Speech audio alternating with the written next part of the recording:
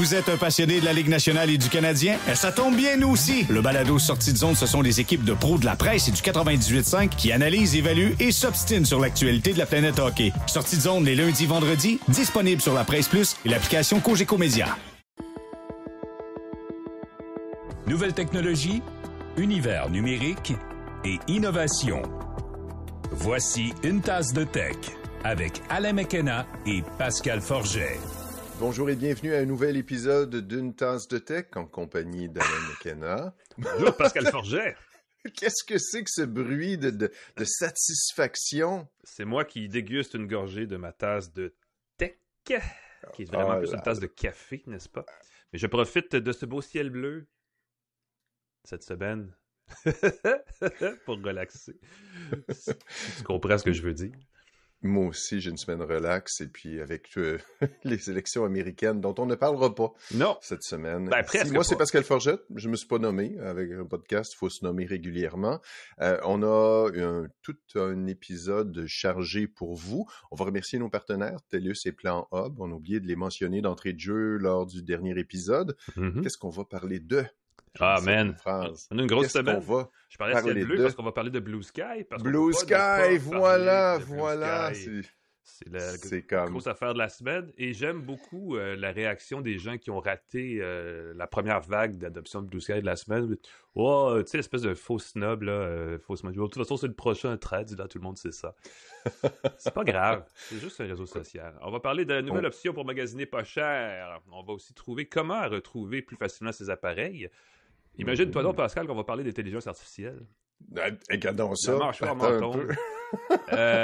va parler de jeux vidéo pour enfants. Il y a des gros points d'exclamation, des gros signaux d'alerte là autour de ça en ce moment.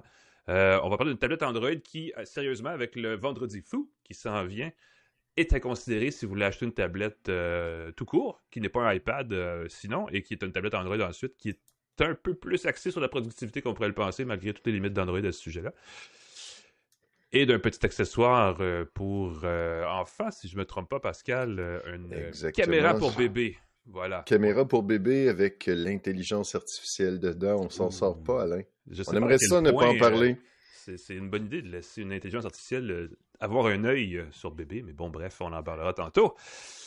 Mais commençons par cet écran, ce téléviseur qui, si je ne me trompe pas, s'étire de 50%. Oui, c'est quelque chose dont on rêve depuis un moment. Je suis dans ma drôle de construction de phrase, je ne sais pas ce qui arrive ce matin. En mode un écran qui s'étire bientôt peut-être dans un appareil près de chez vous. C'est un LG qui propose un écran de 12 pouces qu'on peut étirer jusqu'à 18 pouces, de 50%. C'est pas le premier écran qui s'étire, mais le premier qui s'étirerait de 50%. On peut l'étirer jusqu'à 10 000 fois comme ça. Fait que c'est pas éternel, ça va à un moment donné marquer son usure. La résolution est aussi pas extraordinaire. On parle de 100 pixels par pouce. La plupart des tablettes, c'est 300 L'idéal, pixels par 300, pouce. ouais, c'est ça. Autour de ça, après c'est difficile à distinguer à l'œil nu, à moins de regarder de très très près ou attentivement. Donc, c'est pas un écran qui est destiné à remplacer dans les appareils en général, mais ça pourrait servir, comme l'écran s'étire et s'applique sur des surfaces irrégulières, pourrait servir pour, moi je pense à des jouets, des emballages qui auraient des affichages, le fun, des publicités, des vêtements aussi. On pourrait avoir un écran comme ça qui serait flexible, qui pourrait afficher de l'information. C'est assez 100 pixels par pouce là, pour afficher du texte grossièrement très lisible, sans problème. Sauf que c'est peut-être pas pour lire attentivement, encore une fois, remplacer. Pas de la vidéo haute résolution, c'est juste ça. C'est pas ce qu'on veut avec ce type d'écran-là. Exact. Même si ce serait possible de diffuser de la vidéo sur des vêtements ou des trucs flexibles. Fait que j'ai bien hâte de voir. Encore une fois, ce serait c'est toujours une première génération, ce qui va être dans le commerce, sous quelle forme.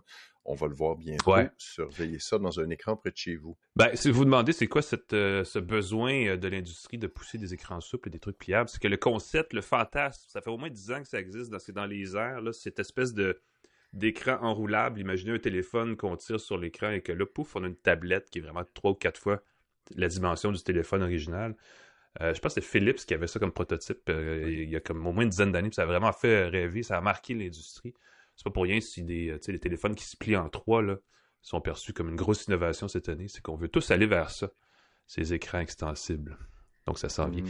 Il y a eu une mise à jour mineure du côté d'Apple sur 2 logiciels qui, moi, me font toujours baver de jalousie envers les gens qui savent les utiliser comme du monde. Final Cut Pro et Logic Pro. Final Cut Pro, c'est l'éditeur vidéo, l'outil de montage vidéo professionnel d'Apple. Logic Pro, c'est l'outil pour créer des pistes sonores, de la musique, de plein d'affaires. Sur iPad et macOS, Logic Pro, je vous dis, c'est drôle, j'ai regardé la conférence. Ce que j'ai compris, c'est que Peter Gabriel allait être très, très heureux de la mise à jour de Logic Pro. Donc, si vous aimez ce genre de musique que fait M. Gabriel, l'ancien chanteur de Genesis, ça va peut-être vous intéresser aussi. La grosse nouveauté, c'est qu'on a acheté, en fait, du côté d'Apple, une compagnie qui créait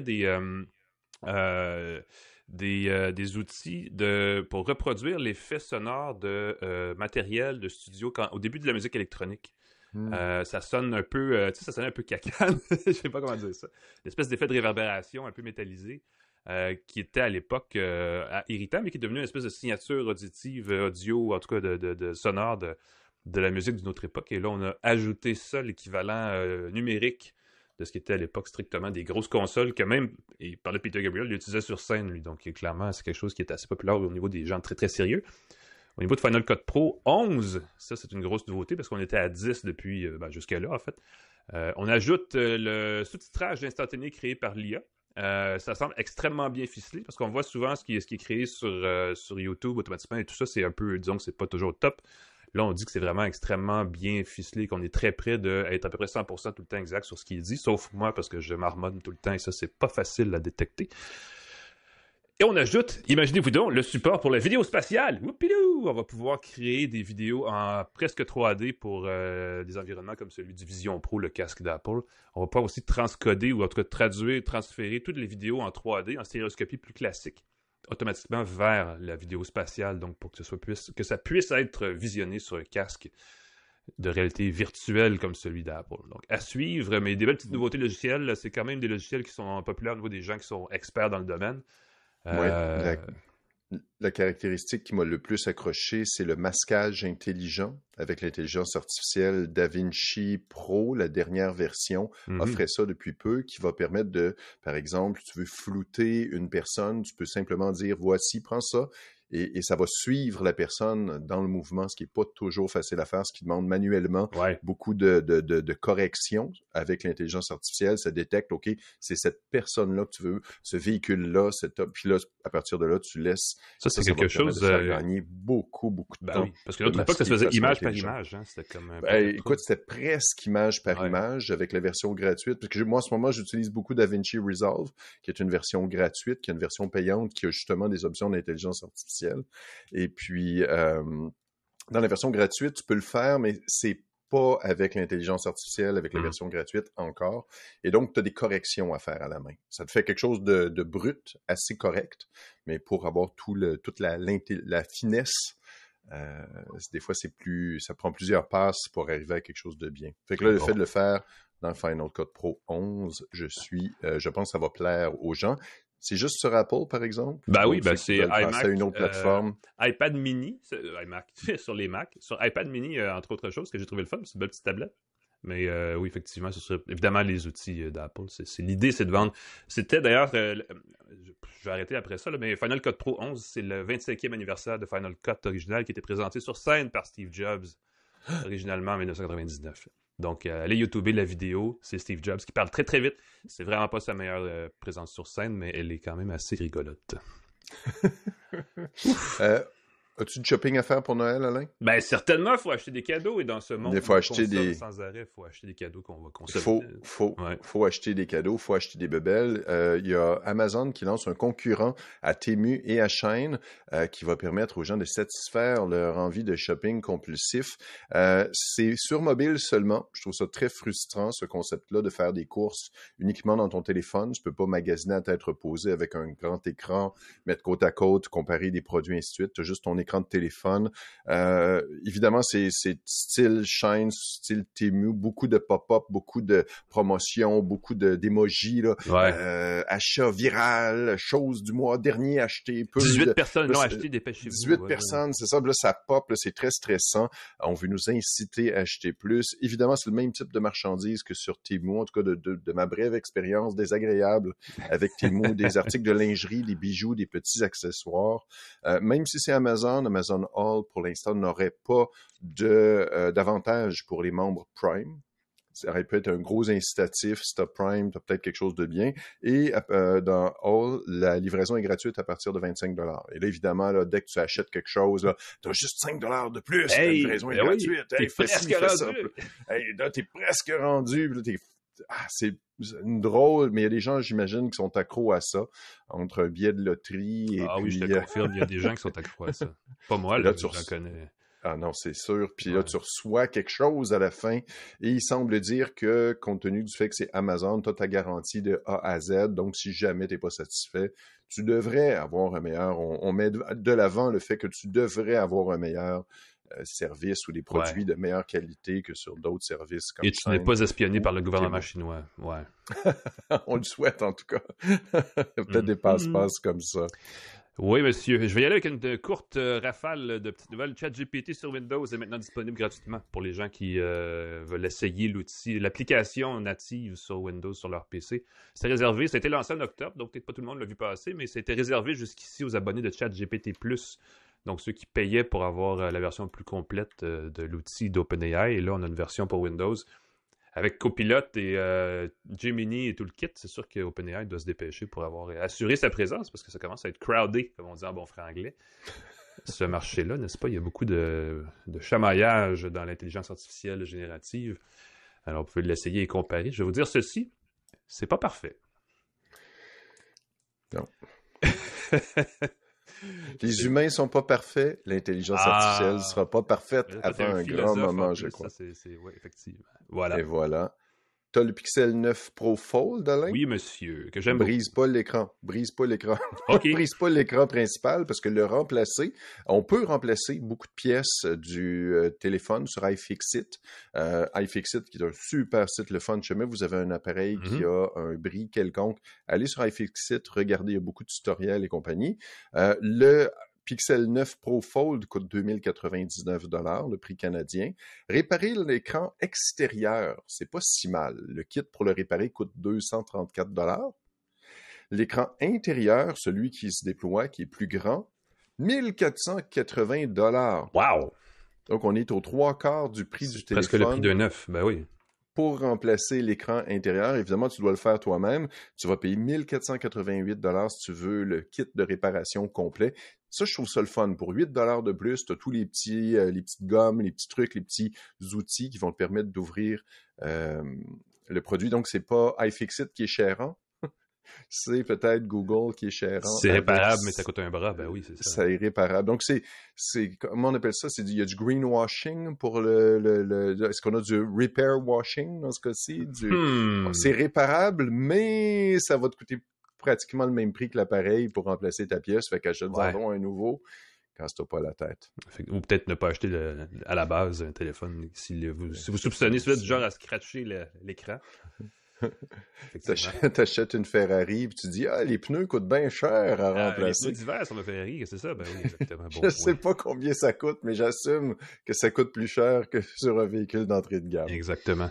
Il y a eu une ronde de financement. On revient à l'intelligence artificielle un petit instant, Pascal, parce qu'il y a une ronde de financement qui s'est bouclée du côté de xAI, la start-up d'intelligence artificielle d'Elon Musk, qui vient de se boucler, donc qui évalue xAI, qui essentiellement, comme seule preuve d'existence à date, a lancé Grok, l'IA générative intégrée à X. Donc, cette jeune pousse, qui est de moins en moins jeune, serait évaluée à 45 milliards de dollars américains. Là, on vient de dépasser la valeur de rachat de Twitter par Elon Musk. Donc, il peut le dire. Enfin, cet achat était évidemment parce que les données dans Twitter ont servi à entraîner l'IA de M. Musk, n'est-ce pas? Et par la bande, SpaceX aussi, qui est une autre propriété de M. Musk, serait évaluée à 250 milliards de dollars américains maintenant. Parce que clairement, Musk est en train de se placer, positionner ses billes, parce que maintenant qu'il est rendu l'espèce de vice-tsar des États-Unis, du grand royaume des États-Unis, il peut se permettre d'imaginer que ça va valoir encore plus dans 4 ans. J'ai hâte de voir comment ça va évoluer tout ça, mais on n'a pas fini d'entendre parler d'intelligence artificielle, de X et d'Elon Musk et de SpaceX. Donc, à suivre. Je suis un peu terrifié. As-tu de la nostalgie des BlackBerry, Alain? Ben, pas tant que ça, parce qu'à chaque fois que je revenais au fameux clavier BlackBerry, je sacrais un peu quand même. Moi, ce que j'ai comme nostalgie, c'est le système d'exploitation des BlackBerry. Je trouvais que ça roulait bien, ça fonctionnait bien, alors que c'était un peu chaotique du côté Android, alors que c'était un peu encore, même au début du iPhone, mais le système BlackBerry fonctionnait rondement, ça plantait jamais. C'est qu'il est basé sur le système Unix qui est utilisé, et donc le système de BlackBerry qui était QNX est utilisé sur plus de 200 millions de véhicules automobiles. Dans les dernières, oui, parce que QNX c'est une compagnie qui a été rachetée par BlackBerry à un moment donné. Qui a été rachetée par RIM BlackBerry depuis 2010. Ils ont annoncé que le code était maintenant gratuit pour un usage non commercial. Et ça, c'est amusant parce que les bidouilleurs vont pouvoir utiliser ce code-là pour créer des petits programmes, créer des applications, des choses comme ça, sauf que ça suscite ça brasse beaucoup dans le domaine de l'ouverture du code parce qu'ils n'ouvrent pas le code. Ils n'ouvrent pas le code, ils ne rendent pas le code libre. Ce qui te permet, c'est de l'utiliser pour un usage non commercial. Et ça fait 2 fois, ça serait la 3e fois que le code QNX s'ouvre. La 2e, avant qu'il soit refermé brutalement. Il ouvre le code, vous pouvez l'utiliser, les développeurs s'y mettent, créent des trucs, et hop, finalement, on le ferme, boum, tu peux plus développer, tu peux plus travailler dessus. Fait que toute la contribution des développeurs, des gens qui souvent travaillent bénévolement ou gratuitement, ou avec pas beaucoup d'amour et pas beaucoup de revenus, se sont fait taper sur les doigts, puis là, ils font, ben là, vous l'ouvrez encore, vous nous le permettez d'utiliser encore, allez-vous encore le refermer?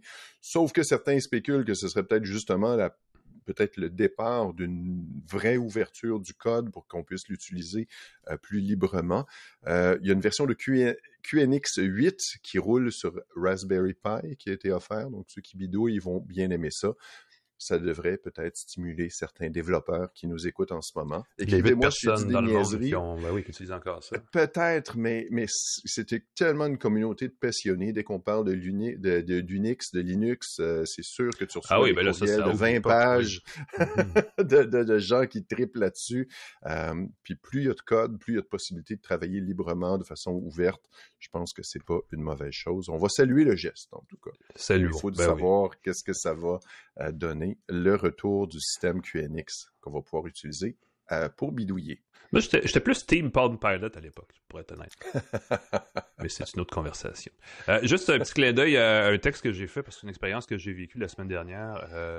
CAE, qui fait de la formation de pilote pour l'aviation commerciale et la défense partout dans le monde, n'est-ce pas? Adopte le casque Apple Vision Pro. Ils ont développé une application qui permet de recréer à bord du casque d'Apple un cockpit de Bombardier Global 7500. Ceux qui savent. C'est vraiment fou comment c'est bien fait, comment c'est le fun et comment c'est plaisant de simuler un vol. Tu es un fan de Flight Simulator, Pascal? Ben oui, ça me fait rêver. Ça, c'est la version professionnelle de la patente. Évidemment, c'est assez limité parce que c'est juste une façon de développer les bons réflexes musculaires. Parce qu'on peut pas, on peut opérer les patentes et tout, mais on peut pas s'envoler ou rien. Là. C'est pas une simulation de vol, c'est vraiment juste une simulation du cockpit. Mais j'ai testé sur place, j'ai essayé l'application, c'était le fun, on pouvait toucher avec les boutons, tout ça, allumer les lumières.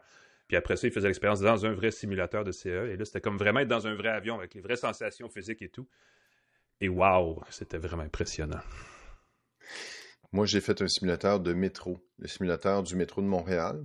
T'es-tu arrivé en retard? Non, mais c'est assez impressionnant comment avec des vérins hydrauliques, avec un peu de mouvement, c'est très, très... Ton cerveau, on dirait, là, j'avais vraiment l'impression de conduire le métro. Ouais. Même si la qualité des graphiques n'était pas extraordinairement réaliste, là, c'était un peu jeu vidéo, mais juste le fait de bouger, de voir la gare arriver, de voir le... Oh là là, que j'ai trouvé ça. Fait que dans un avion, même si t'es pas dans un... En même temps, c'est extraordinaire parce que tu peux simuler toutes les conditions, toutes les avaries, toutes les conditions météo que tu désires, tous les aéroports que tu désires, t'entraîner. Quand tu arrives dans la vraie situation, ben là, comme tu le dis, tes muscles sont aiguisés, très, très, très, très chouette. Très, très chouette. Et pour finir sur l'intelligence artificielle, on a un problème, Pascal. Il y a une avalanche de faux albums créés grâce à l'intelligence artificielle qui déboule sur Spotify ces jours-ci. C'est un problème parce que les gens tombent sur ces faux albums-là, écoutent la musique, génèrent des royautés au créateur de l'IA et non pas à l'artiste original. Oui. Même si c'est des fractions d'un cent, ça finit au volume par embêter bien des gens. Et ça, certainement que Spotify voudra réagir avant que ça devienne un vrai de vrai grave problème.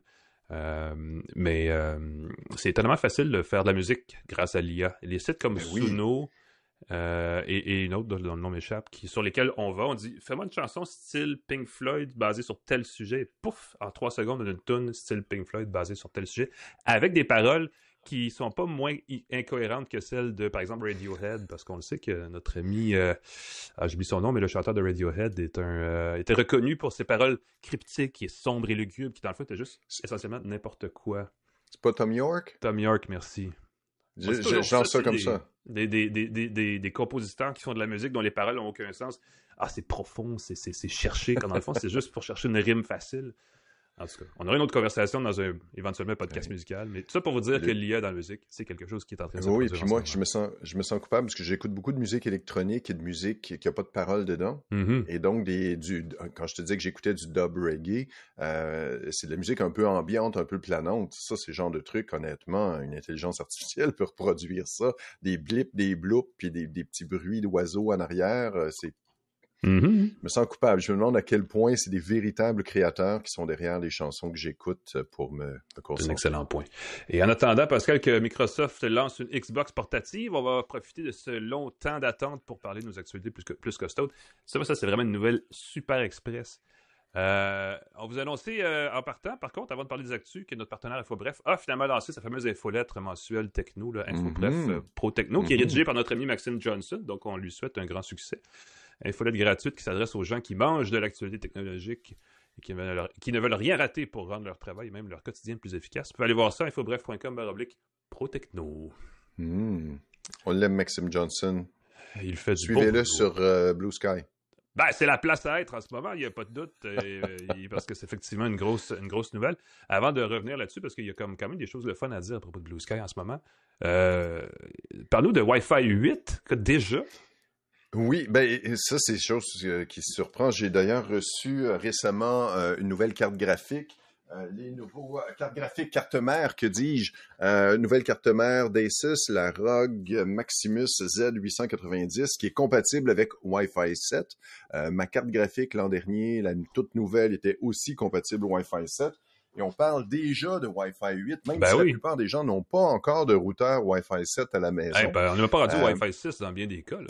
On n'est pas rendu, dans certains cas, comme tu dis, au Wi-Fi 6. Donc, on a annoncé certaines spécifications du IEE 802.11bn Ultra High Reliability, qui serait le petit nom du Wi-Fi 8. Pour les intimes. On va étonnamment pas mettre l'accent sur la vitesse. On va mettre l'accent sur la stabilité de la connexion. Et ça, c'est assez amusant, parce que d'habitude, c'est tout le temps 2 fois plus rapide, 3 fois plus performant et tout. Ce qu'on va faire, c'est qu'on va optimiser avec le Wi-Fi 8 les interactions entre le routeur et les appareils. Donc, on met ça de l'avant, on va réduire l'interférence et la congestion du signal.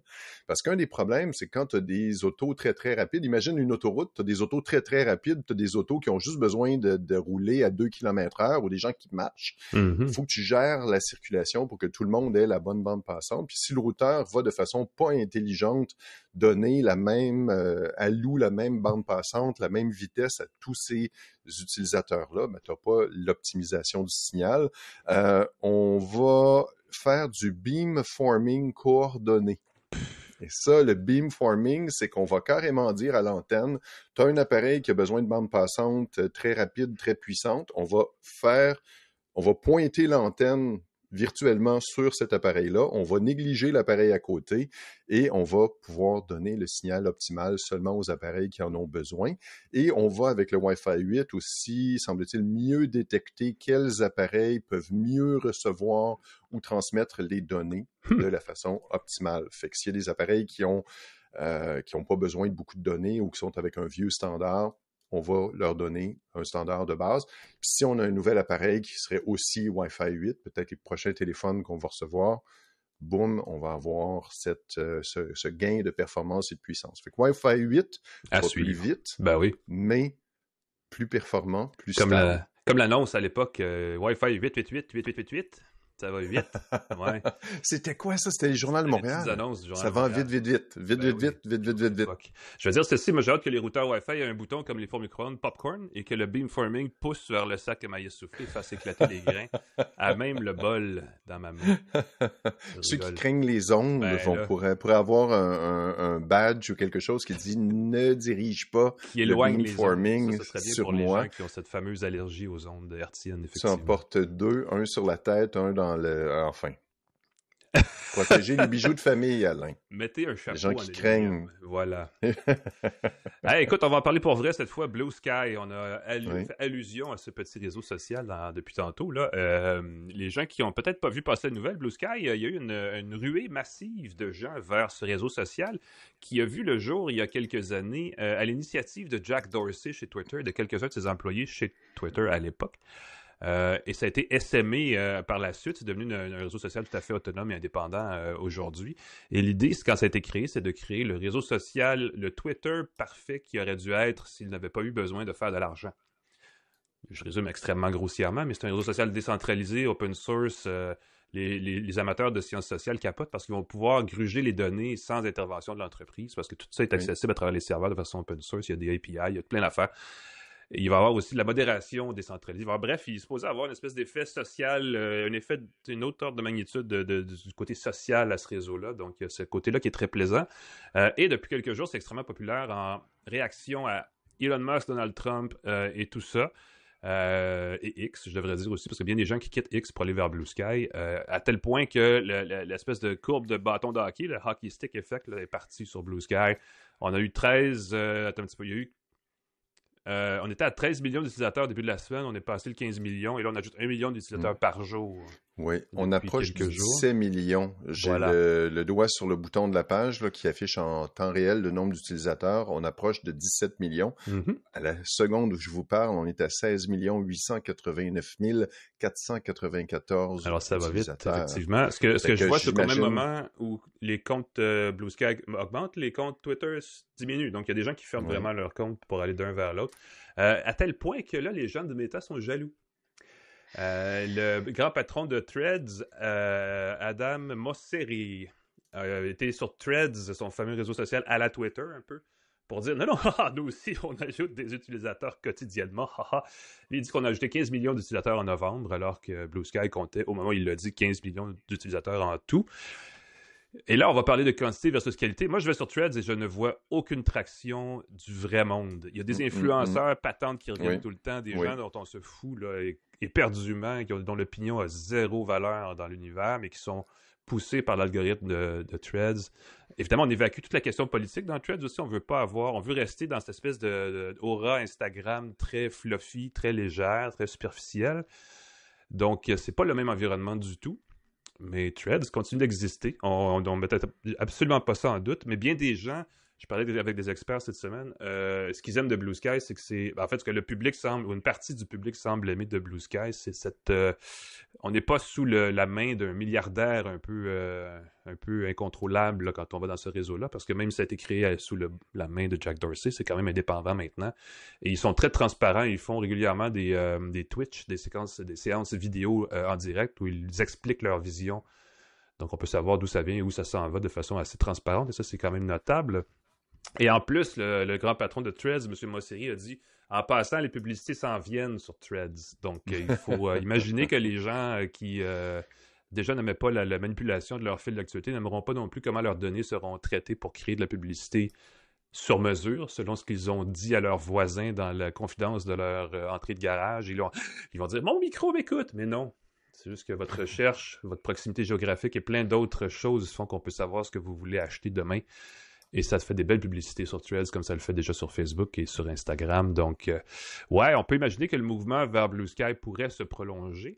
À la question, est-ce que c'est juste une mode? Ben là, ça, évidemment, il n'y a pas de réponse, mais on sent que ça pourrait durer. Il y a bien des gens qui voient déjà des différences assez majeures de Blue Sky versus, mettons, même Mastodon, qui a eu un petit élan, là, un petit engouement il y a 2 ans, quand Musk a dit « Moi, je vais acheter Twitter ». Et ça avait créé une première petite migration. Mais là, on parle de chiffres assez impressionnants pour Blue Sky qu'on semble vouloir conserver. Donc, à suivre. Et il y aura peut-être aussi une messagerie privée dans Threads qui va s'ajouter, qui ne sera pas le Messenger de tout le groupe Meta, justement pour un peu imiter ce que Blue Sky fait. Et pourtant, ils ont rien inventé. Tout était déjà sur Twitter avant que ça devienne une espèce de fausse commune que c'est devenu, X. Bref, à suivre. Mais clairement, Blue Sky dérange dans le merveilleux monde des réseaux sociaux en ce moment. Et c'est probablement une bonne chose, je veux dire ça comme ça. Oui, mais je me permets de poser la question, puis d'ailleurs, je l'ai publié sur Blue Sky en disant, puis c'est un cousin qui m'avait dit ça, il avait dit, coudonc, si tu vois, au Twitter, c'est juste pour les gens qui ont quelque chose à vendre, les vedettes, puis les journalistes. C'est-tu juste ces gens-là que ça intéresse? Parce que pour le vrai monde, Twitter... à l'époque, il fallait suivre les bonnes personnes. Si c'est pas intéressant ton Twitter, c'est que tu suis pas les bonnes personnes. Ouais. Mais là, tu te rends compte que des madames qui publient des photos de chats, ben, ils ont 300 000 likes et 400 000 commentaires. Puis toi, tu publies des nouvelles qui prennent du temps à écrire et tout, puis tu as 2 likes, puis tu as une republication. Il y a quelque chose qui est complètement débile dans ce qui intéresse les gens, ou du moins qui utilise vraiment Twitter. Fait que là, avec Blue Sky, c'est un peu la même chose. En ce moment, c'est très tranquille. En ce moment, tous les journalistes sont là-dessus. En ce moment, tous les influenceurs sont là-dessus. Puis là, se congratulent d'avoir réussi à déplacer un nombre similaire. Et étonnamment, pas toujours. Ceux qui ont acheté des abonnés sur Twitter et compagnie... on peut pas les acheter sur Blue Sky. Pas encore. J'imagine que ça va se faire, c'est sûr. Mais je voyais déjà qu'il y avait des cercles pour s'abonner entre nous. Fait que là, il y a des starter packs, on peut créer une liste de gens pour s'abonner rapidement à plusieurs gens, sur plusieurs personnes qui ont des intérêts communs. C'est quand même une bonne façon d'embarquer dans le réseau et de se bâtir en partant une liste de lecture spécifique. Si tu as la chance d'être dans une liste d'un kit de départ, si tu as la chance d'être là-dedans puis que 1000 personnes s'abonnent, boum, tu viens de gagner 1000 abonnés. Ben ça dépend parce que si tu veux des abonnés ou si tu veux t'informer ou collaborer à un groupe social, tu n'as peut-être pas la même position là-dessus. Moi, je veux dire ceci. C'est ça. Ce que j'apprécie de Blue Sky en partant, c'est à qui je m'abonne. Donc là, tu as des gens évidents au premier niveau, mais ensuite, les starter packs, pour moi, en tout cas, sont allés. J'en ai utiliser 2 ou 3, pouf, et j'ai un feed, une feed d'activité qui est le fun pour aller chercher de l'information qui a une valeur. Donc ça, je trouve ça assez intéressant, effectivement. Oui, mais les starter packs, je trouve que c'est une belle invention. En tout cas, je pense pas qu'il y avait ça sur Twitter, le fait que tu puisses dire, puis chacun peut créer son propre starter pack, fait que c'est ton starter pack de ta famille, de tes amis, comme d'un intérêt, d'une localisation géographique. Très, très, très payant. Yes. Alors voilà. On va profiter pour dire de nous suivre sur Blue Sky. C'est ça. Suivez-nous sur Blue Sky, puis là, on gagne des abonnés, mais on peut perdre des choses. Tu vois comment je fais des liens douteux? Oui, ça marche. Apple va permettre aux utilisateurs de partager l'emplacement d'items perdus avec d'autres personnes, incluant des compagnies aériennes, dont Air Canada. C'est une option qui est assez amusante parce que tu as le réseau Find My, qui est le réseau, je l'ai en français ici, c'est Find My, qui est l'application localisée, est-ce que c'est ça qu'on cherche? L'application localisée, voilà, les données de l'application localisée qu'on va pouvoir transmettre à la compagnie aérienne. Hey, j'ai perdu, j'étais en voyage, j'étais dans l'avion, j'ai perdu mon iPhone, j'ai perdu ma tablette, j'ai perdu mon iPad, mes écouteurs. Je vais pouvoir le transmettre à des gens. J'imagine que ça va être utile aussi pour transmettre ça à la police, aux autorités. J'ai perdu mon auto. T'es chez tes amis, chez des amis. Tu oublies quelque chose chez tes amis, tu transmets l'information, puis ils vont pouvoir chercher pour toi un article que tu aurais pu oublier chez eux, dans un bar, dans un restaurant. Ça pourrait être très, très utile. Il y a 15 compagnies aériennes qui, dès le départ, vont pouvoir recevoir l'information. Il y en a d'autres, évidemment, qui vont joindre. C'est tellement payant comme façon de gérer les choses. Là-dessus, il y a Air Canada, je l'ai mentionné, mais il y a Air New Zealand, Qantas, Singapore Airlines, Austrian Airlines. J'ai vu qu'il était dans... Le grand groupe Lufthansa. Ben oui, dans tout, c'est ça. Et ils étaient dans tous les groupes de vol. Ils n'étaient pas seulement dans Star Alliance. Star Alliance, oui. Ils étaient dans tous les groupes. Fait que je ne sais pas comment ils ont fait leur partenariat à la pièce plutôt qu'il y a il y a Star Alliance, il y a 3 grands groupes comme Star Alliance qui regroupent des lignes aériennes de partout dans le monde. Donc, en partant, ça doit être assez facile de contacter ces 3 groupes-là. Et ça doit demander peu d'efforts des lignes aériennes. Donc, elles sont bien d'accord si elles n'ont pas forcé. Ben oui, One World, Star Alliance et SkyTeam. Voilà. Voici les 3 grands groupes qui vont pouvoir accepter vos données quand vous avez perdu un item. Pratique. Pas les utilisateurs Android. Ça marche avec les AirTags aussi, non? Ça marche avec les AirTags aussi, tout à fait. Tant que c'est avec Find My. Fait que si tu as tout ce qui est appareil Apple, puis tu as certains écouteurs aussi qui sont compatibles avec ce service-là. Puis je comprends pas comment Apple a réussi à imposer un service de surveillance mondiale comme ça à tous leurs utilisateurs et que ça passe comme du beurre sur la poêle. Écoute, ils insistent sur la confidentialité. La vie privée, la confidentialité. On peut faire ce qu'on veut avec ça, mais bref. Ça reste qu'on peut suivre les objets à la trace partout dans le monde instantanément. Quand tu arrives à bâtir une confiance auprès de ta clientèle, ça marche. Parlant de confiance, on va parler un petit peu de jeux vidéo, mais surtout spécifiquement de jeux mobiles pour enfants. Il y a une chercheuse à l'Université du Québec à Montréal, à l'UQAM, Mme Maude Bonenfant, avec qui je suis allé à l'école secondaire, donc salut Maude, qui est titulaire de la chaire de recherche du Canada en jeux, technologies et sociétés, qui s'inquiète que les jeux mobiles pour enfants présentent des mécanismes pernicieux et deux problèmes. Le fait qu'ils sont gratuits, mais pas vraiment gratuits. Et elle utilise un terme anglophone qu'il va falloir traduire, la gambleification. C'est pas la gamification qu'on a traduit par l'utilisation, c'est au contraire le développement de mécanismes de jeu style casino. Dans les jeux mobiles pour enfants. Souvent on dit, tiens, prends mon téléphone puis joue. Et là, ils téléchargent des jeux dans lesquels, entre autres choses, ils doivent trouver des coffres à butin, des objets comme ça qui s'apparentent en fait aux jeux de hasard et d'argent. Et là, on s'en rend pas compte, évidemment, parce que les enfants jouent et nous, on a la tête ailleurs, mais ces mécanismes, évidemment, qui émettent des mécanismes de jeu de gambling, peuvent développer ensuite des mauvaises habitudes chez des jeunes enfants qui vont retrouver cette sensation de plaisir, de gratification en allant dans un casino, en allant à la loterie, donc en brûlant de leur argent dans des endroits où on le sait toujours, c'est la maison qui gagne, n'est-ce pas? Donc, la chercheuse, Mme Bonenfant, s'inquiète de tout ceci, surtout qu'il n'y a aucun encadrement whatsoever par rapport à ça d'une façon ou d'une autre. Elle dit que ces mécanismes, on parle aussi de roue de fortune, entre autres, qu'on tourne la roue et tu gagnes ce qui apparaît, peut créer des sentiments de quasi-victoire et de FOMO, l'espèce de peur de manquer le gros prix. Oui. Et donc, une dépendance, il faut revenir au jeu, il faut revenir tous les jours pour avoir le nouvel item, pour avoir la nouvelle chance d'aller dérouler la roue. Oui. Les coffres à butin, les loot box, c'est un problème généralisé. C'est essentiellement des jeux d'argent parce qu'on ne sait pas à quel point les mécanismes derrière ça sont même crédibles. Peut-être que c'est truqué pour que tu ne remportes jamais le gros lot. Au Royaume-Uni, il y a des pays comme le Royaume-Uni qui ont créé des cadres législatifs pour interdire les loot box comme ça parce que c'est effectivement un jeu d'argent, un jeu de hasard qui, dans un autre environnement, genre ailleurs dans le monde, serait chez nous régi par la régie des jeux et tout ça. Là. C'est pas pour rien que l'Auto-Québec existe. Sauf qu'on pense que le jeu vidéo, c'est inoffensif et on reproduit les mêmes mécanismes et ensuite, eux, ils se reproduisent dans la vraie vie. Et quand on est adulte, c'est pas grave. Mais là, on s'adresse à des enfants en très bas âge et ça développe des mauvaises habitudes et c'est ce que dit la chercheuse de l'UQAM. Donc, il y a ça. Il y a toute la stratégie de monétisation derrière ces applications gratuites et de la publicité qui cible les jeunes enfants, alors que c'est pas toujours permis. Par exemple, à la télé, on n'a pas le droit. Des microtransactions, il y a la collecte de données personnelles. Bref, il y a beaucoup de choses qui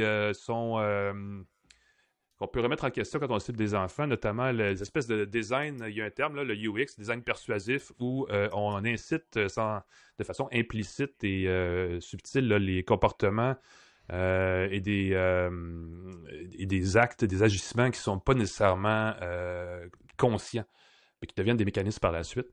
Et ça crée cette espèce de dépendance qu'on voit, tout le monde est un peu dépendant à ces réseaux sociaux. Maintenant, c'est la même chose chez des enfants qui jouent à des jeux mobiles. Et quand on dit que les jeux sont classifiés, donc on devrait savoir si un jeu s'adresse à un enfant ou pas, convient pour un enfant ou pas, la classification, elle arrête à 13 ans. Donc en bas de 13 ans, les jeux sont genre pour la famille. Donc on pense, c'est inoffensif, mais c'est parce qu'il n'y a pas de classification. Donc, on a vraiment un problème à ce niveau-là et il faudrait en discuter. Évidemment, ce que Mme Bonenfant suggère, c'est qu'on encadre ça légalement. Ça serait le fun qu'on ait des élus qui savent c'est quoi l'univers numérique puis qu'ils agissent en conséquence. Parce qu'on a cette conversation-là dans toutes les applications du numérique qui voient le jour. Puis à chaque fois, c'est comme, c'est pas paver des routes. Les élus, apparemment, ils font fuck all. Ça devient un peu rageant au fil du temps. Mais c'est vraiment une conversation à avoir avec le gouvernement et c'est quelque chose qui mérite, bref, d'être surligné. Si vous êtes un parent d'un jeune enfant, soyez plus je ne vais pas dire strict, mais au moins prenez le temps de regarder ce à quoi jouent vos enfants sur votre téléphone, sur votre tablette ou ailleurs. Oui. Je pense que le contrôle parental, les parents ont peur de faire ça. Ils veulent, mais là, pendant ce temps-là, ils dérangent pas. Pendant ce temps-là, ils pleurent pas. Ouais, puis je comprends que c'est cool d'être le parent cool qui laisse jouer ses enfants. C'est ça. Mais si on n'est pas ferme là-dessus, on voit la dérape. Je vois, encore une fois, je me fie au fils de ma blonde qui a 11 ans, puis qui des fois devient... On parlait... j'ai demandé à ChatGPT qu'est-ce qu'il proposait pour gamblification. Il a proposé hasardification. Jeu de hasard. J'avoue que ça fait... Hasardification. Ouais. Et là, ce qui arrive, c'est qu'il peut pas quitter le jeu. Parce que là, il faut qu'il aille son butin. Là, il est à 2 pas. Là. Puis là, il clique encore. Puis là, il faut qu'il clique encore. Puis là, il va peut-être avoir le butin. Puis là, il peut pas partir. Là, parce que là, il n'aura pas son butin. Puis là, ça se termine dans 2 minutes. Là, fait qu'il peut pas quitter. Là, puis là, il est complètement agressif. Et c'est vraiment désagréable. Et puis, on se rend pas compte que c'est ça. Ça augmente l'utilisation du jeu, donc ça rentabilise le jeu davantage, mais c'est au détriment du cerveau de nos plus jeunes. Voilà. Sur cette note d'enjeu social profond auquel on n'a pas encore de réponse, mais qu'il faudrait certainement réfléchir à, on va prendre une pause, Pascal. Parce que c'est la fin de l'actualité de la semaine, qui était déjà très chargée. Si vous êtes comme moi, vous êtes un petit peu essoufflé. D'ailleurs, il y en avait beaucoup. On va prendre une courte pause. J'ai cherché mon gadget de la semaine. Et on vous revient à une tasse de tech tout de suite avec nos essais. Bougez pas. Dans l'univers du surnaturel, la frontière entre le bien et le mal se trace parfois dans le sang. Je suis Christian Page. Découvrez mes nouveaux balados Crimes occultes, disponibles dans la section balado du site web de votre station Cogeco Média. De retour à Une tasse de tech avec Alain McKenna et Pascal Forget. Bienvenue à Une tasse de tech. Pascal, là, on va parler de nos appareils de la semaine. Et tu as un truc pour les jeunes parents là, qui s'inquiètent quand ils sont pas là. Oui, c'est quelque chose que je voulais essayer par curiosité parce que c'est quelque chose qui angoisse les parents de ne pas surveiller leur enfant en permanence. Mm-hmm. Quand on était petit, on nous laissait jouer avec des sacs en plastique, puis il n'y avait pas de problème. On nous attachait pas dans le siège arrière des voitures. On retrouvait des Legos dans des places où on ne retrouve pas de place. C'est ça, on mettait des Legos dans des orifices avec allégresse et abandon et on s'en est sorti quand même.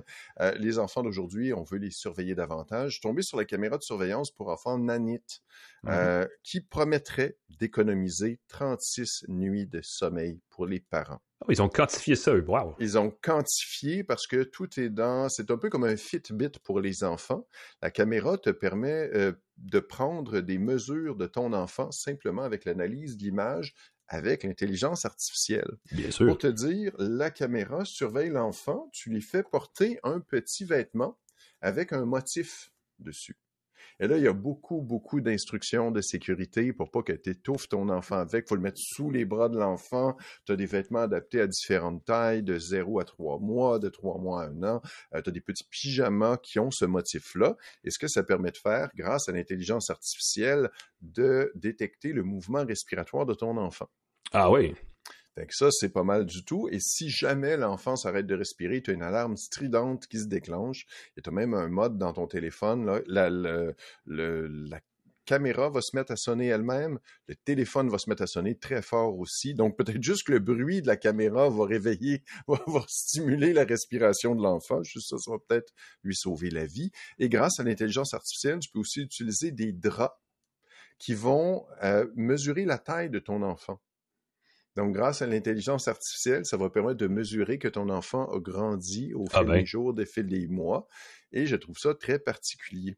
Tu as un support. Évidemment, le but, c'est de mettre la caméra au-dessus du lit de l'enfant, donc à la verticale. Tu as tout un kit de trépied qui est possible. Moi, j'ai le kit de voyage qui permet de mettre sur un petit trépied près de l'enfant avec son petit vêtement, avec le motif dessus, le fil de recharge et tout. Écoute, ça enregistre la température de la pièce. Ça, il me paraît que pour les parents, c'est très, très rassurant parce que des fois, les enfants, quand c'est trop chaud, ils sont pas bien, ça rend leur nez sec. Donc, tu peux vérifier que la température de la pièce est correcte. L'humidité aussi, si c'est trop sec, la caméra va te l'indiquer. Tu peux voir l'enfant en direct, tu peux lui parler en direct et la caméra peut aussi diffuser des bruits apaisants. Tu as des bruits d'eau, tu as des bruits blancs. Puis tu as aussi un bruit d'oiseau. Fait que tu as comme des petits buts gazouillis qui sont diffusés par la caméra. Fait que l'enfant regarde la caméra et tu peux prendre des photos. Puis la caméra va aussi enregistrer des photos ou des vidéos et tu peux les partager évidemment sur les réseaux sociaux, à ta famille, à tes amis et ainsi de suite. L'affaire qui est flyée, c'est que ça coûte cher. Ce n'est pas donné, ce bel appareil-là. Je le trouve super élégant, super bien fait. C'est une caméra de surveillance standard 1080. Il n'y a pas là-dessus de 4K ou des choses comme ça. Sauf que l'ensemble de voyages avec le petit vêtement pour les bébés coûte 500 $ au départ. Ouf, quand même. On ne sort pas en bas de 330 $ pour juste la caméra. Donc, c'est vraiment ça. Plus, tu as besoin d'un abonnement si tu veux garder l'enregistrement, si tu veux avoir les analyses et tout, partager avec ta famille de façon sécuritaire dans leur application. Tu as l'abonnement qui coûte entre 80 et 400 $ par année. L'abonnement premium qui permet de partager avec une grosse famille de 50 personnes, d'enregistrer des moments, de faire... écoute, à tous les mois, tu indiques la naissance du bébé. Puis là, il va dire, Pascal a maintenant 1 mois. Puis là, il va te mettre une petite photo. Pascal a 2 mois. Il va te mettre une photo. Puis là, ça peut te donner des statistiques sur sa croissance et tout. Et en plus, il faut acheter évidemment les draps qui permettent de mesurer la taille de l'enfant. Et il faut prévoir que le petit vêtement, va falloir le changer. Tu as celui pour les bébés, les petits. Oui, parce qu'ils vont sûrement finir par régurgiter dessus ou quelque chose. Exactement, il va falloir que tu le changes. Et ça, si tu achètes le petit pyjama, ben évidemment, c'est un coût de pyjama, le coût du petit drap, le coût du... Ça commence à faire cher pour surveiller tes enfants. La compagnie Nanit, si on veut quelque chose pour tâter le terrain de façon moins coûteuse, ça diffuse, c'est le Sound Plus Light. C'est une petite lumière d'ambiance qui permet de diffuser 11 sons apaisants, pas juste 4, mais 11. On peut parler à l'enfant, encore une fois, par l'entremise de la lampe. On a la lumière, on peut contrôler sa couleur. Donc, on peut mettre diminuer l'intensité de la lumière à distance. C'est contrôlé par l'appareil. On a des boutons à l'arrière, donc c'est vite, on veut l'allumer, on veut l'utiliser. C'est aussi un petit réveil, donc ça affiche l'heure. Savoir à quelle heure le bébé est là, c'est comme un petit réveil. Moi, c'est quelque chose qui va peut-être rendre la caméra plus, pas la caméra, mais le Sound Plus Light, le rendre utile même quand l'enfant va grandir, quand il va être un peu plus vieux, il va pouvoir s'en servir comme réveil, beau souvenir. La lumière puis le réveil, ben oui. Exactement. Il y a le Sound Plus Light coûte 150 $ canadiens. C'est quand même on va installer l'application si on veut. Fait que c'est pas un peu plus cher, mais tu as là-dedans la possibilité de diffuser des sons pour les enfants. Ça va détecter les pleurs aussi. Ça, c'est une autre fonction. Ça peut servir. Tu mets ça sur le bord. Tu n'as pas besoin nécessairement de caméra. Si l'enfant se met à pleurer, ça va te le signaler dans ton appareil. Tu peux être plus tranquille. Puis les deux appareils se parlent, la caméra Nanit et le Sound Plus Light. Tu peux contrôler la lumière et la caméra à partir de l'application Nanit directement. Fait que, je suis un peu déchiré. Je trouve ça super beau comme produit, mais il me semble que c'est presque... coûte plus de 500 $ en partant. Ben oui, à ce prix-là, vous pouvez pratiquement engager une grand-mère terrible puis lui demander de rester dans le coin quand vous n'êtes pas là. Je pense que les gardiens, les gardiennes, je pense que les adolescents font plus ça. Hein. Avant, il me semble que quand tu étais adolescent, on est vieux, Alain. Ça devrait faire partie des premiers emplois des plus jeunes, effectivement. Gardiens de quartier. Même moi, on me proposait de garder des enfants, là, c'est pour dire comment les gens étaient malheureux. Ma sœur a fait beaucoup de sous avec ça, mais c'était payé vraiment pas cher, c'était quelques dollars de l'heure. Maintenant, je pense que c'est... Oui, parce que ça prend une certification, une formation, il y a plein d'affaires. C'est ça, c'est beaucoup plus... on confie plus nos enfants à n'importe qui, puis on leur permet plus de jouer avec des sacs en plastique dans le sous-sol. Là. Non, puis il faut aller les porter à l'école en voiture, même si on reste à 300 mètres, ce que je vois régulièrement dans mon coin, je comprends pas. Parce que ça cause le problème qu'on essaie d'éviter. Bref. On est vieux, on est grincheux, mais tu as une belle tablette, Alain. Ben écoute, je vais vous parler d'un véhicule, ben oui, parce qu'on parle de chat. D'une tablette Android qui n'est pas nouvelle. Elle a été lancée il y a quand même déjà quelques mois, mais je vous en parle maintenant parce que comme le vendredi fou approche, il y a certains fabricants qui en profitent pour faire des rabais. Et OnePlus, qui fabrique cette tablette, qui est le OnePlus Pad 2, liquide sa tablette, au lieu d'être 750 $, elle est 630 $ en ce moment, donc quand même un prix pas très cher. Déjà en partant, c'était pas très cher, mais là 629, c'est encore plus le fun. Et en plus, si vous l'achetez maintenant, il vous donne une paire d'écouteurs OnePlus, évidemment de la même marque, les Buds Pro 3 ou les Buds 3 Pro, qui sont sérieusement parmi les meilleurs petits écouteurs à boutons que vous pouvez acheter cet automne, sont vraiment écœurants. À eux seuls, ils valent $200 minimum. Et là, on vous les donne gratuits avec la tablette. Donc, en partant, c'est comme si vous achetez une tablette $400 et des écouteurs de qualité à $200. Déjà, juste ça, ça vaut la peine. On a aussi réduit le prix des accessoires. Il y a l'espèce d'étui clavier, le Smart Pad qu'ils appellent, qui est magnétisé, qui vient en 2 morceaux et qui se jumelle à la tablette par Bluetooth. Donc, pas besoin d'être collé ou attaché à la tablette pour fonctionner comme clavier externe sur la tablette. Vous pouvez mettre la tablette à un endroit puis le clavier plus loin.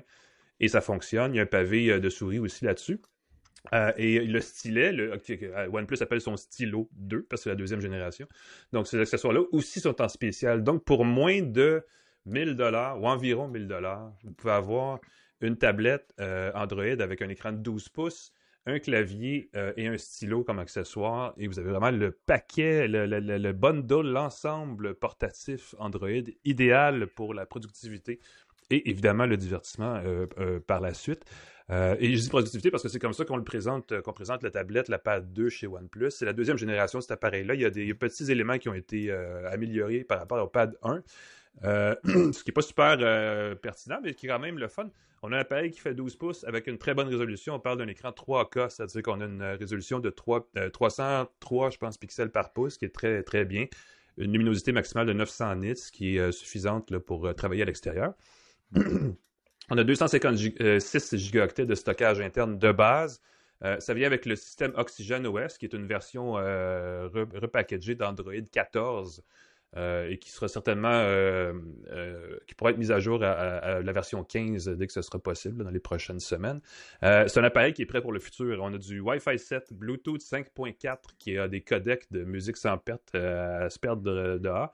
Caméra, en fait, son principal défaut, c'est sa caméra arrière qui fait quand même 13 mégapixels, mais qui est un peu flou, qui n'est pas super. Mais on ne s'en sert pas pour faire la photographie, c'est pratique pour faire peut-être des appels vidéo, des choses comme ça. Il y a une caméra frontale aussi pour justement des appels vidéo one-on-one. Et c'est animé par un processeur qui est le Snapdragon 8 génération 3, qui est peut-être le processeur le plus, en tout cas du moment, je sais pas qu'on vient de présenter la gamme Elite, là, mais ça, on va les voir l'année prochaine seulement, mais c'est un bon processeur. Tout ça mis ensemble, c'est une fiche technique qui donne l'impression que cette tablette-là peut durer plusieurs années. Donc, le matériel est extrêmement séduisant. Évidemment, ça vient avec Android, avec ses qualités et ses défauts. Et un des défauts d'Android, c'est qu'on n'a pas encore réussi à trouver cette masse critique d'applications qui s'affiche, mais comme vraiment super bien sur tablette. Un jour, et ça arrivera peut-être pas, mais ce qui serait le fun, c'est qu'on décline une version d'Android spécifiquement conçue, avec une boutique spécifiquement conçue pour des grands écrans, pour des tablettes. Avec là, on aurait des interfaces différentes. Là, on ne rentrera pas dans la technique, mais je sais que les développeurs, au fil des ans, sacraient contre Android parce qu'il y avait tellement de différentes tailles d'écran, il fallait prévoir des formats pour chaque. Et ça venait rapidement un casse-tête. On n'a pas encore entièrement résolu ça du côté d'Android. Chez Apple, ce qu'on a dit avec l'iPad, c'est on va créer 2 environnements, téléphone, tablette, ça règle un peu la question. On contrôle mieux, évidemment, les spécificités des produits techniques chez Apple parce qu'on fait les tablettes nous-mêmes. Donc ça règle la question pour eux. Mais du côté d'Android, c'est un peu plus éclaté, ce qui fait que c'est un peu plus compliqué. Mais le défaut de ça, c'est qu'on a un peu moins au niveau graphique, là, d'applications qui sont vraiment extrêmement bien conçues. OnePlus contourne un peu ça en offrant évidemment la possibilité de scinder son écran pour avoir 2 ou 3 applications côte à côte à l'écran pour du multitâche, des choses comme ça. Ça, je vais vous dire ceci, c'est bien, mais je ne vois pas encore le cas où je l'utilise sans me casser la tête, sans faire comme « Ah, c'est un effort de plus ». Donc, je vois pas... C'est pas toujours fonctionnel. On peut sauvegarder des formes, des écrans combinés comme ça pour les faire apparaître en un seul clic. Mais là-dessus, si vous cherchez du multitâche avec plusieurs fenêtres, allez chercher une tablette Windows. C'est aussi simple que ça, parce que ça, c'est vraiment un système de bureau sur écran mobile, et c'est tactile aussi, et ça marche très bien. Et si vous cherchez un appareil de divertissement strictement, iPad a quand même des bonnes options. Donc, tablettes Android comme le Pad 2 font bien, mais sont un peu entre 2 chaises, et c'est peut-être le principal défaut de cet appareil-là, c'est que on cherche le différenciateur qui fait qu'il n'y a pas ça ailleurs, et c'est un peu dur à trouver. Donc, c'est peut-être plus une question de goût, mais ce que je vous dirais, c'est que si vous voulez quelque chose de mobile, de portable, qui n'est pas un ordinateur, premièrement, elle n'est pas chère. Donc, par rapport à une tablette Windows, c'est vraiment un bon deal. Et elle a aussi cette capacité d'être très mobile quand on peut détacher le clavier et l'utiliser quand même. Il n'y a pas beaucoup d'appareils qui font ça. Je pense que la nouvelle Surface Pro le fait, mais elle coûte vraiment plus cher. Donc, il y a quand même certains éléments comme ça qui la distinguent et qui la rendent intéressante. Et surtout maintenant, vu son prix et ce qui vient avec pour pas cher, si vous cherchez du neuf et que vous êtes un fan d'Android, il n'y a pas de question, c'est la tablette à acheter. Évidemment, vous pourrez lire des livres là-dessus, regarder de la vidéo là-dessus, il y a des jeux quand même un peu. Rien de très 3A ou quoi que ce soit, là, mais il y a moyen de se divertir aussi. La suite Office est assez bien faite du côté de Microsoft. Les outils de travail de base, de productivité de base, font plutôt bien. Et si vous êtes très cloud, la suite Google aussi est pas si mal. Moi, je suis pas un fan. J'ai jamais réussi à adopter les outils de Google, mais Word et tout ça sur mobile, je suis capable de travailler avec. Bref, c'est une bonne solution. C'est pas une solution exceptionnelle, mais c'est surtout qu'elle est pas très chère en ce moment. Et comme on voit la fiche technique, elle va être durable, j'ai l'impression aussi. OnePlus Pad 2. Voilà. Le Pad 2 aussi, j'ai vu en solde, ça devient tentant. Ben, c'est surtout ça, parce que c'est rare qu'on liquide, quoique Google le fait aussi pas mal, mais avec le Black Friday qui s'en vient, c'est sûr que la période, les 3 prochaines semaines là, vont être pas mal excitantes côté bon prix. Parce que je regardais, c'est une année où il risque d'avoir beaucoup de liquidations. Bien des fabricants ne vendent pas au niveau où ils auraient voulu cette année. Et je pense qu'on va en profiter pour liquider massivement dans les prochaines semaines. Et ça, c'est un bel exemple, définitivement. On va remercier nos partenaires, TELUS et Plan Hub. Merci d'être avec nous pour nous permettre de supporter ce podcast Une tasse de tech. C23, le groupe Cogeco, qui diffuse et distribue le podcast partout où vous pouvez l'écouter, où vous voulez l'écouter. Claude Hébert et Jean-Christophe Ouellette, merci à la mise en onde. Alain Mécana, on peut te lire entre autres dans la presse. Excellent journal. Très excellent journal. On peut te lire sur Blue Sky. Ben, écoute, on est rendus tous là, n'est-ce pas? Donc oui, venez nous lire, venez nous joindre à la conversation, parce qu'il y a des conversations. On revit le bon vieux temps des réseaux sociaux de première génération. Donc oui, on est là. Pascal aussi, t'es là. Hein? Je t'ai vu. On en a même échangé. Sur Blue Sky ici, d'ailleurs, je devrais en parler à nouveau ce soir. Bien hâte de voir ce que ça va faire sur mon taux d'abonnement. Et pour te dire à quel point ça va vite, le nombre d'abonnés sur Blue Sky approche toujours du 17 millions. J'ai l'impression que c'est sûr, ça va l'atteindre aujourd'hui. On est maintenant à 16 920 131 abonnés. Alors, ça monte littéralement là, de 1000 à chaque minute ou presque. C'est assez fascinant. Fait qu'on peut me lire aussi sur pascalforget.com et sur Blue Sky. Alors, allez voir ça. Sinon, abonnez-vous à la balado, n'est-ce pas? Si vous n'êtes pas déjà abonné, c'est comme ça que vous pouvez nous entendre à chaque semaine, incluant cette semaine, qu'on vient de clore de belle façon, et aussi la semaine prochaine, parce qu'on espère que vous serez au rendez-vous, pour une autre tasse de tech. Entre-temps, prenez soin de vous. Bye tout le monde!